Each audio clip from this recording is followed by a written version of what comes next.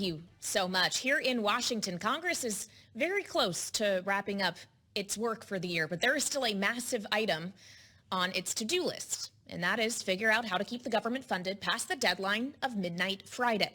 We have some clarity as to how exactly this could get done. It's going to be a stopgap measure that kicks the can down the road until March 14th. The problem is we haven't actually seen the text of it yet, and the clock is very quickly running out of ticks here. We heard from the Speaker of the House, Mike Johnson, about the plan earlier today. He said this. I'm not going to get into much more detail because it's almost done, but we do expect text today, and we are going to try. Let me answer your question in advance. I believe in the 72-hour rule. I've said that to all the House Republicans this morning. I believe we ought to try to pass this on a rule to go through regular process. We're committed to all of that. We're going to take care of these obligations and get this done. Joining me now for more here in our Washington, D.C. studio is Nathan Dean, Bloomberg Intelligence Senior U.S. Policy Analyst. So he wants to follow standard procedure here, Nathan, and we know that that can take something that is really valuable when you're up against a deadline like this, and it's time. Are they going to have enough of it to do this before midnight Friday? So I think they're going to have enough time to make lawmakers pass a bill, many of them reluctantly. I just don't think that they're going to have enough time to say give 72 hours for bill text and so forth like that. But look, this is a story that we've seen before. I mean, essentially, everybody says they want to get a deal done. Yep. And the negotiations are, it's hard. Deal's not going to get done. Deal's not going to get done. It's going to get done. Oh, it's not. It's going to.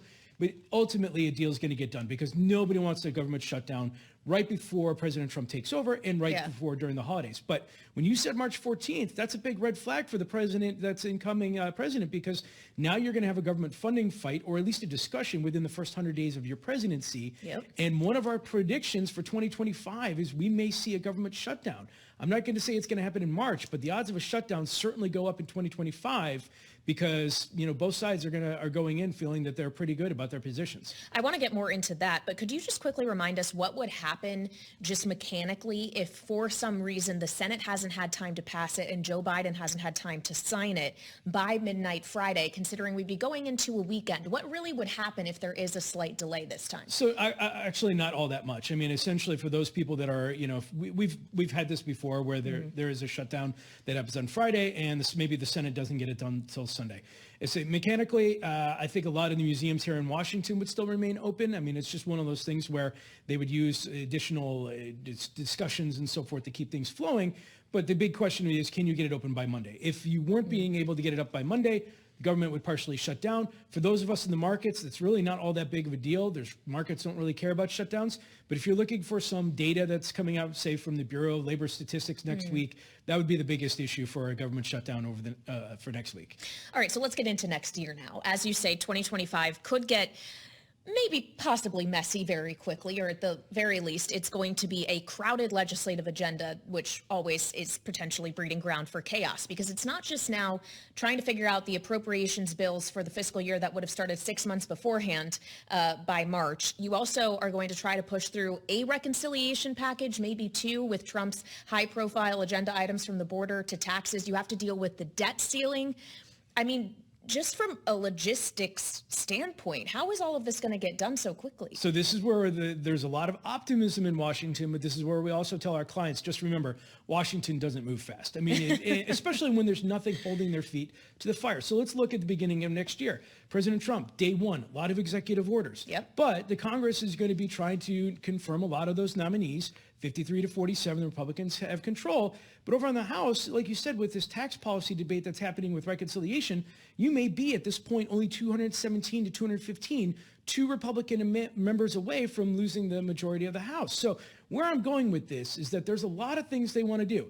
Reconciliation bill, crypto bill, debt ceiling, and so forth like that. But what we're telling our clients is unless there's something that something has to happen by this date or something bad happens, Congress can always push and delay it even further. So we don't think a crypto bill will get done until next summer. We don't think tax extensions will probably take up until the second half of next year, maybe beginning July and so forth like that. Border reconciliation bill could move a little bit quicker. But ultimately, there's a lot of optimism in Washington right now. Things are going to slow down once the process begins don't be surprised if they don't move as quickly. Well, I'm glad you brought up potential crypto legislation, because on this program yesterday, I got to talk to the incoming chair of the House Financial Services Committee, French Hill, about what that legislation could look like in the 119th Congress. This is what he told me.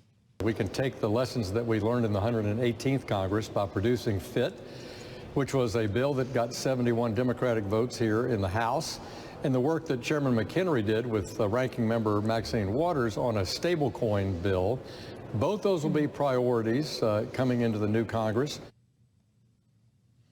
So when we consider FIT 21, which already passed the House, why not just have the Senate then pick that up? Why is it that you think actually getting crypto legislation through both chambers will take a little while? Well, so this is where I think it's going to take time, because even though Representative Scalise told Representative Hill that they would have a vote within the first 100 days, the cryptocurrency now has an ally at the White House. They're in charge. And the FIT 21 was a bill that was designed to entice Democrats to come with. Now, don't get me wrong, you are going to need Democrats to come with, because you are going to have to get this past a filibuster in the Senate. But for FIT 21, SEC gets authority over securities, CFTC gets authority over commodities. But when the devil gets into the details, the crypto industry may want to start changing a little bit of it. And all I think is that they're going to need a couple months to figure that out. I certainly think it's going to get done in the first half of next year. We're not looking at something that's going to take that long, but I just don't be surprised if it doesn't happen in like day 30, like a lot of folks think it is. I want to ask you about something else that's not going to happen in the next few days before the Senate leaves town, and that is advancing the nomination of Caroline Crenshaw as an SEC commissioner. She, of course, is one of the Democrats. Crypto doesn't like her very much, and now apparently the Banking Committee is abandoning its effort to try to push that through before the end of this Congress. How important is that, Nathan? So, the FCC ultimately in the first half of next year will have 3 Republicans to 0 Democrats. Now, historically, you need 3 Republicans, 2 Democrats, or whoever party controls. Now, operationally, this isn't going to change things all that much. The party that's in charge, they can push rules through, so forth. But it does take away a dissenting voice from these meetings and from these debates and so forth like that. And I think not only into the crypto space, but Commissioner Crenshaw was very, very much proactive in climate issues. And so I think the climate industry in particular is going to lose an ally as well. And we'll just have to wait and see who the Democrats in the Senate nominate for her replacement. So those climate disclosure rules the SEC was very proud of passing under the Gensler regime, what happens to them? So I think, our take is that they're going to get overturned in the courts. Obviously, the SEC has the ability to pull that back. But I would just note that I would say if you're an opponent of this rule, it's much better to have the courts strike it down than to pull it back, because then you can't just go back and reinstate it again. Okay, so we've covered a lot of ground here. If we circle back, though, to the funding conversation that we began this with and the March 14th deadline we're now going to be dealing with for appropriations, given the proximity of March 14th to the month of April, in which sequestration under the debt ceiling deal of last year will kick in, how much more leverage does that give to the Republicans who will say, look, if you don't vote for this, we're going to have these automatic cuts across the board, which no one really seems to want. Yeah, so I don't think there's going to be much of a government funding fight in March. I think the Democrats are still trying to figure out from the election what their position is going forward. So I think you'll see a kick the can, so to speak, into September. That September 2025 debate, though, this is where if the DOGE committee comes through and says, look, we want to start defunding the Department of Education, we want to delete the CFPB and so forth, I think I could see a scenario where the Democrats come back and say, we're going to fight for what we believe in, and if you shut the government down, it's on you, President Trump. All right. Nathan Dean of Bloomberg Intelligence, where he is senior U.S. policy analyst, always in tune with what's happening on Capitol Hill, or maybe more specifically, what isn't happening or what is hard to happen. Thank you for joining us here on Balance of Power on Bloomberg Radio. Again,